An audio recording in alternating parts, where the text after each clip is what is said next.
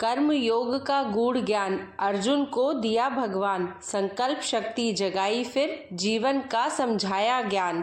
आज भगवत गीता के दूसरे अध्याय में आप सभी का स्वागत है। यह अध्याय सांख्य योग कहलाता है क्योंकि इसमें भगवान श्री कृष्ण ने अर्जुन को आत्मा, धर्म और निष्काम कर्म का महत्व समझाया है। तो चलिए अब भगवान श्री कृष्ण के चरणों में प्रणाम करते हुए हम आज की भगवत गीता का अध्याय शुरू करते हैं। श्री भगवान कहते हैं, लक्ष्मी, प्रथम अध्याय के महात्म्य का उत्तम उपाख्यान मैंने तुम्हें सुना दिया। अब अन्य अध्यायों के महात्म्य श्रवण करो। दक्षिण दिशा में वेदवेत्ता ब्राह्मणों के पुरंदरपुर नामक नगर में श्रीमान देव शर्मा नामक एक विद्वान ब्राह्मण रहते थे।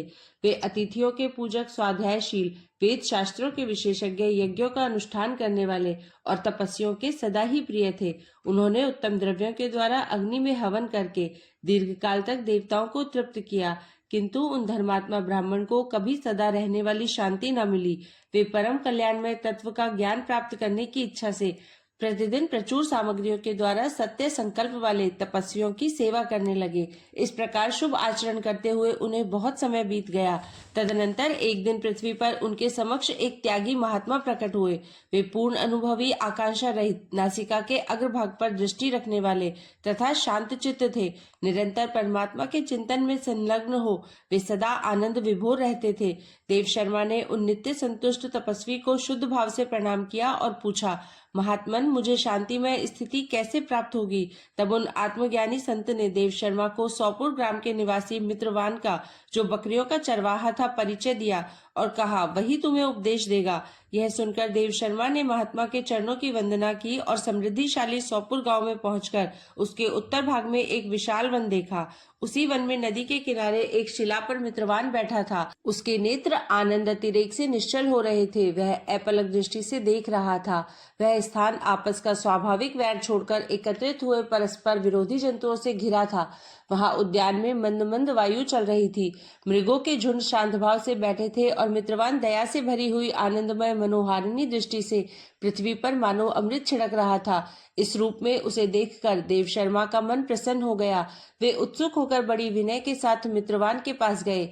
मित्रवान ने भी अपने मस्तक को किंचित नवाकर देव शर्मा का सत्कार किया। तदनंतर विद्वान देव शर्मा अनन्य चित्त से मित्रवान के समीप गए और जब उसके ध्यान का समय समाप्त हो गया, उस समय उन्होंने अपने मन की बात पूछी। महाभाग, मैं आत्मा का ज्ञान प्राप्त करना चाहता हूँ।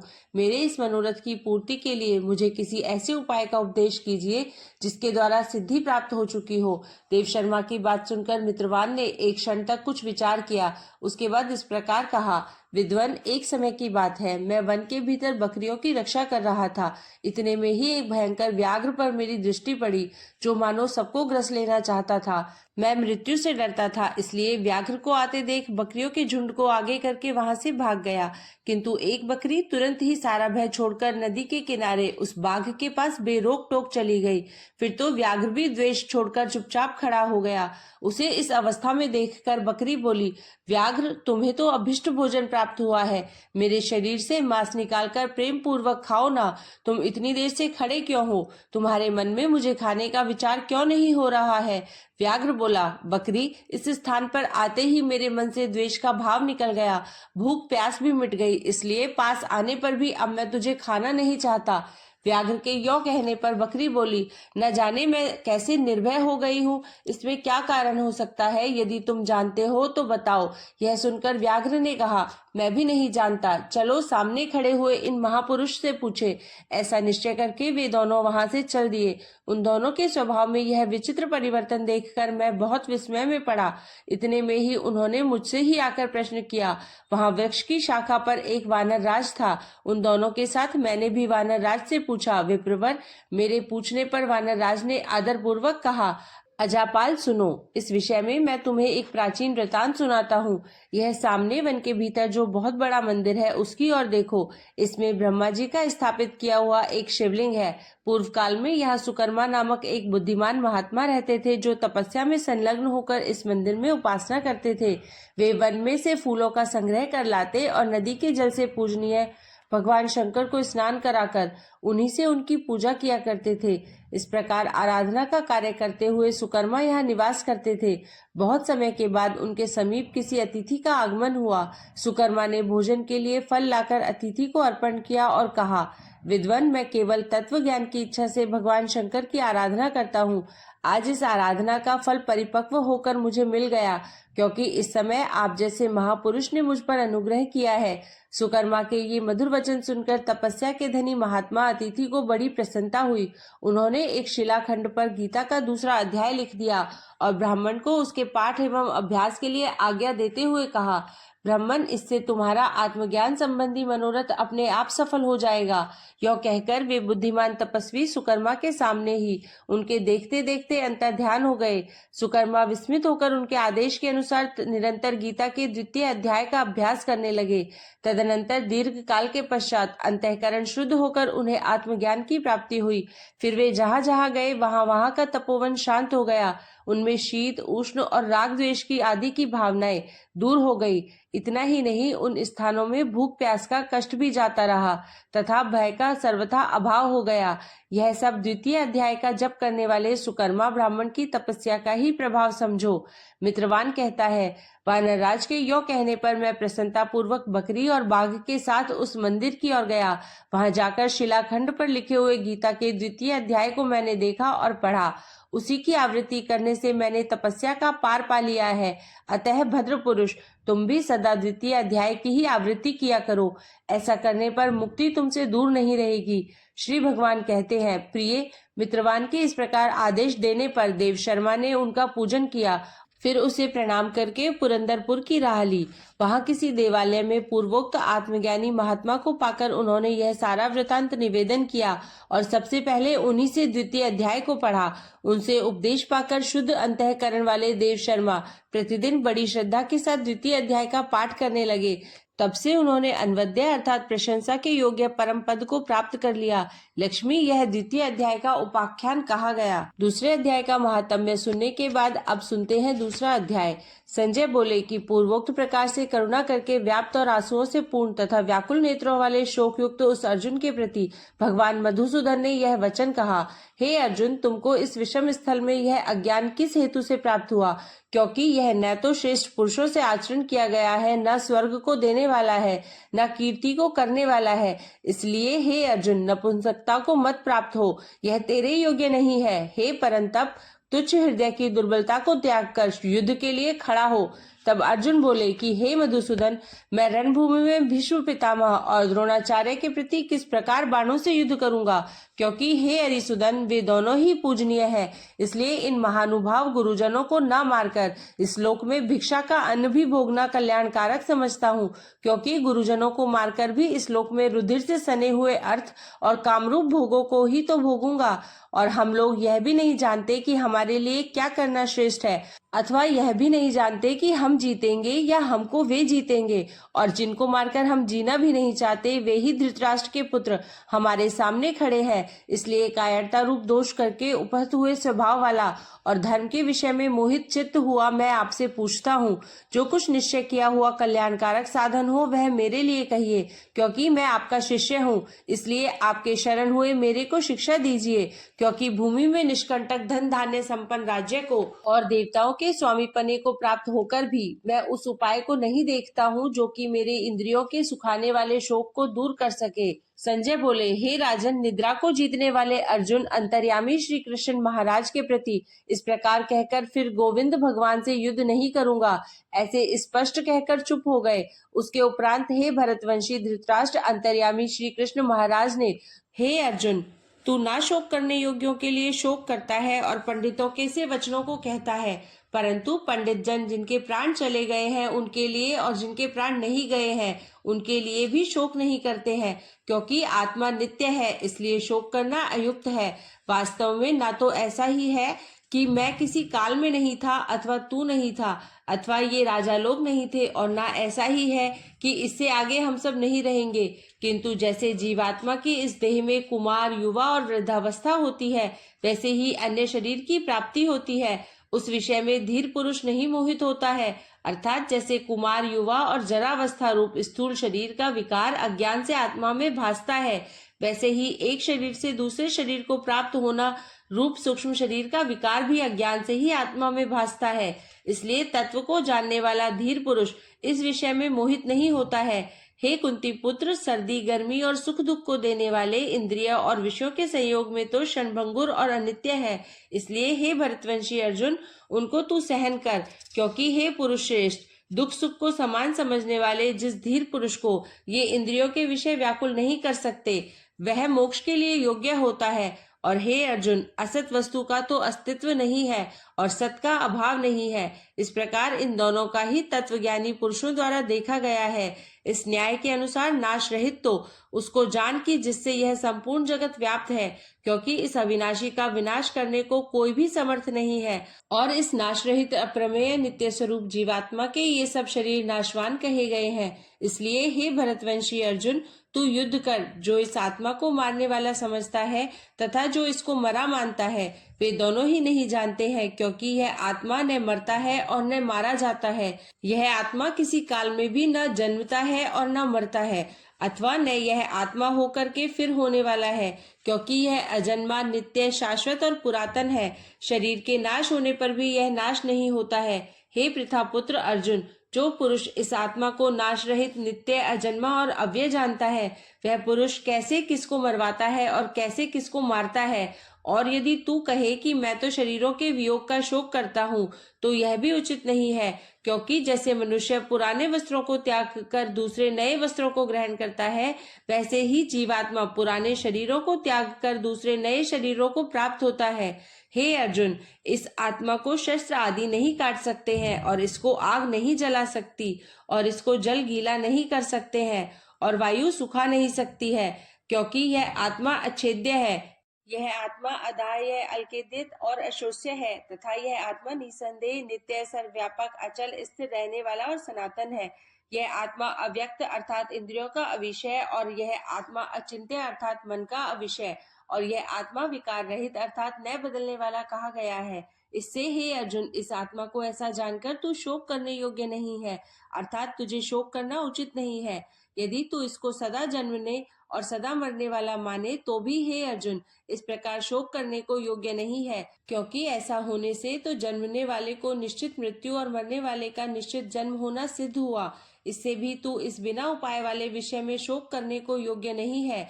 यह भीष्मादिकों के शरीर मायामय होने से अनित्य है, इससे शरीरों के लिए भी शोक करना उचित नहीं, क्योंकि हे अर्जुन, संपूर्ण प्राणी जन्म से पहले बिना शरीर वाले और मरने के बाद भी बिना शरीर वाले ही है।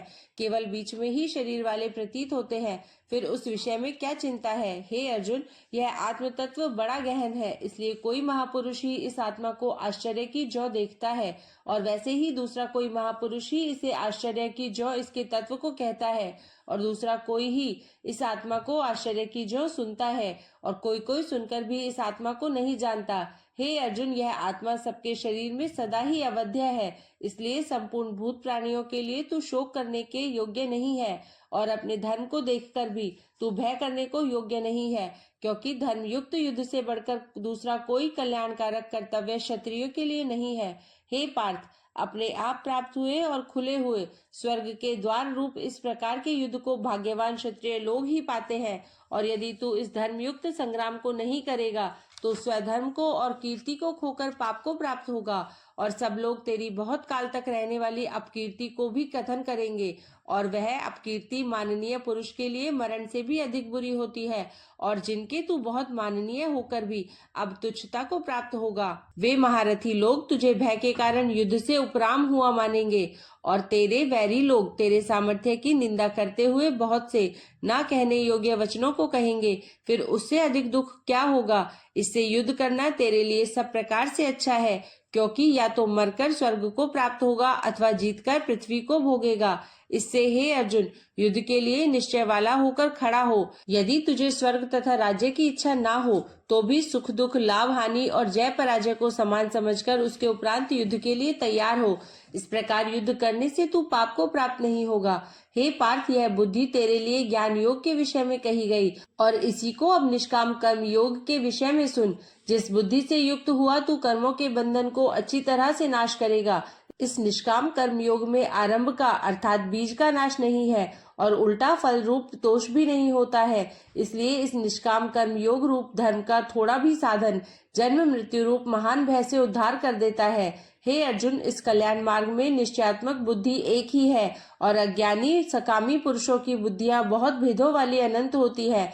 हे अर्जुन, जो सकामी पुरुष केवल फलश्रुति में प्रीति रखने वाले, स्वर्ग को ही परम श्रेष्ठ मानने वाले, इससे बढ़कर और कुछ नहीं है ऐसे कहने वाले हैं, वे अविवेकी जन जन्म रूप कर्म फल को देने वाली और भोग तथा ऐश्वर्य की प्राप्ति के लिए बहुत सी क्रियाओं के विस्तार वाली इस प्रकार की जिस दिखाऊ शोभायुक्त वाणी को कहते हैं, जिस वाणी द्वारा हरे हुए चित्त वाले तथा भोग और ऐश्वर्य में आसक्ति वाले उन पुरुषों के अंतःकरण में निश्चयात्मक बुद्धि नहीं होती है।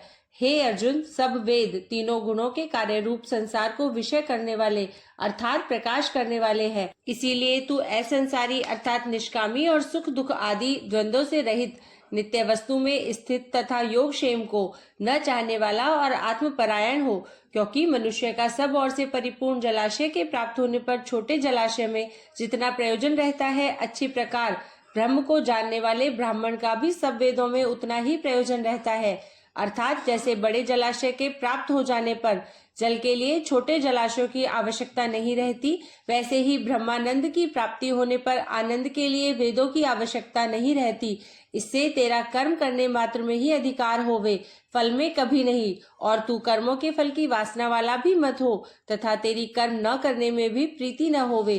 हे धनंजय, आसक्ति को त्याग कर तथा सिद्धि और असिद्धि में समान बुद्धि वाला होकर योग में स्थित हुआ कर्मों को कर। यह समत्व भाव ही योग नाम से कहा जाता है। इस समत्व रूप बुद्धि योग से सकाम कर्म अत्यंत तुच्छ है। इसलिए हे धनंजय, समत्व बुद्धि योग का आश्रय ग्रहण कर, क्योंकि फल की वासना वाले अत्यंत दीन है। समत्व बुद्धि युक्त पुरुष पुण्य पाप दोनों को इस लोक में ही त्याग देता है, अर्थात उनसे लिपायमान नहीं होता। इससे समत्व बुद्धि योग के लिए ही चेष्टा कर। यह समत्व बुद्धि योग ही कर्मों में चतुरता है, अर्थात कर्म बंधन से छूटने का उपाय है। क्योंकि बुद्धि योग युक्त ज्ञानी जन कर्मों से उत्पन्न होने वाले फल को त्याग कर जन्म रूप बंधन से छूटे हुए निर्दोष अर्थात अमृतमय परम पद को प्राप्त होते हैं। हे अर्जुन, जिस काल में तेरी बुद्धि मोहरूप दलदल को बिल्कुल तर जाएगी, तब तू सुनने योग्य और सुने हुए के वैराग्य को प्राप्त होगा। जब तेरी अनेक प्रकार के सिद्धांतों को सुनने से विचलित हुई बुद्धि परमात्मा के स्वरूप में अचल और स्थिर ठहर जाएगी, तब तू समत्व रूप योग को प्राप्त होगा। इस प्रकार भगवान के वचनों को सुनकर अर्जुन ने पूछा, हे केशव, समाधि में स्थित स्थिर बुद्धि वाले पुरुष का क्या लक्षण है और स्थिर बुद्धि पुरुष कैसे बोलता है, कैसे बैठता है, कैसे चलता है? उसके उपरांत श्री कृष्ण महाराज बोले, हे अर्जुन, जिस काल में यह पुरुष मन में स्थित संपूर्ण कामनाओं को त्याग देता है, उस काल में आत्मा से ही आत्मा में संतुष्ट हुआ स्थिर बुद्धि वाला कहा जाता है तथा दुखों की प्राप्ति में उद्वेग रहित है।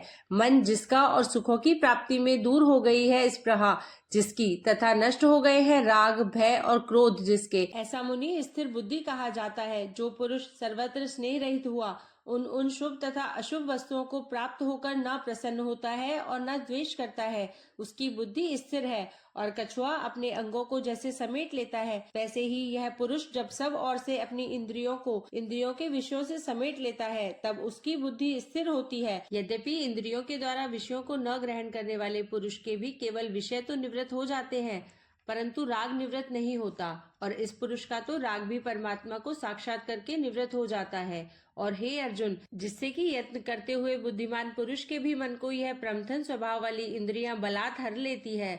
इसलिए मनुष्य को चाहिए कि उन संपूर्ण इंद्रियों को वश में करके समाहित चित्त हुआ मेरे परायण स्थित होवे, क्योंकि जिस पुरुष के इंद्रियां वश में होती है, उसकी ही बुद्धि स्थिर होती है। हे अर्जुन, मन सहित इंद्रियों को वश में करके मेरे परायण न होने से मन के द्वारा विषयों का चिंतन होता है, और विषयों को चिंतन करने वाले पुरुष की उन विषयों में आसक्ति हो जाती है, और आसक्ति से उन विषयों की कामना उत्पन्न होती है और कामना में विघ्न पड़ने से क्रोध उत्पन्न होता है। क्रोध से अविवेक अर्थात मूढ़ भाव उत्पन्न होता है और अविवेक से स्मरण शक्ति भ्रमित हो जाती है और स्मृति के भ्रमित हो जाने से बुद्धि अर्थात ज्ञान शक्ति का नाश हो जाता है और बुद्धि के नाश होने से यह पुरुष अपने श्रेय साधन से गिर जाता है। परंतु स्वाधीन अंतःकरण वाला पुरुष राग द्वेष से रहित अपने वश में की हुई इंद्रियों द्वारा विषयों को भोगता हुआ अंतःकरण की प्रसन्नता अर्थात स्वच्छता को प्राप्त होता है। उस निर्मलता के होने पर इसके संपूर्ण दुखों का अभाव हो जाता है और उस प्रसन्न चित्त वाले पुरुष की बुद्धि शीघ्र ही अच्छी प्रकार स्थिर हो जाती है। हे अर्जुन, साधन रहित पुरुष के अंतःकरण में श्रेष्ठ बुद्धि नहीं होती है और उस अयुक्त के अंतःकरण में आस्तिक भाव भी नहीं होता है और बिना आस्तिक भाव वाले पुरुष को शांति भी नहीं होती। फिर शांति रहित पुरुष को सुख कैसे हो सकता है? क्योंकि जल में वायु नाव को जैसे हर लेता है, वैसे ही विषयों में विचरती हुई इंद्रियों के बीच में जिस इंद्रिय के साथ मन रहता है, वह एक ही इंद्रिय इस आयुक्त पुरुष की बुद्धि को हरण कर लेती है। इसलिए हे महाबाहो, जिस पुरुष की इंद्रियां सब प्रकार इंद्रियों के विषयों से वश में की हुई होती है, उसकी बुद्धि स्थिर होती है। और हे अर्जुन, संपूर्ण भूत प्राणियों के लिए जो रात्रि है, उस नित्य शुद्ध बोध स्वरूप परमानंद में भगवत को प्राप्त हुआ योगी पुरुष जागता है और जिस नाशवान क्षण भंगुर सांसारिक सुख में सब भूत प्राणी जागते हैं, तत्व को जानने वाले मुनि के लिए वह रात्रि है। जैसे सब ओर से परिपूर्ण अचल प्रतिष्ठा वाले समुद्र के प्रति नाना नदियों के जल उसको चलायमान न करते हुए समा जाते हैं, वैसे ही जिस स्थिर बुद्धि पुरुष के प्रति संपूर्ण भोग किसी प्रकार का विकार उत्पन्न किए बिना ही समा जाते हैं, वह पुरुष परम शांति को प्राप्त होता है, न कि भोगों को चाहने वाला। क्योंकि जो पुरुष संपूर्ण कामनाओं को त्याग कर ममता रहित और अहंकार रहित स्पृहा रहित हुआ बरतता है, वह शांति को प्राप्त होता है। हे अर्जुन, यह ब्रह्म को प्राप्त हुए पुरुष की स्थिति है। इसको प्राप्त होकर योगी कभी मोहित नहीं होता है और अंतकाल में भी इस निष्ठा में स्थित होकर ब्रह्मानंद को प्राप्त हो जाता है। इसी के साथ यह दूसरा अध्याय यहीं समाप्त होता है।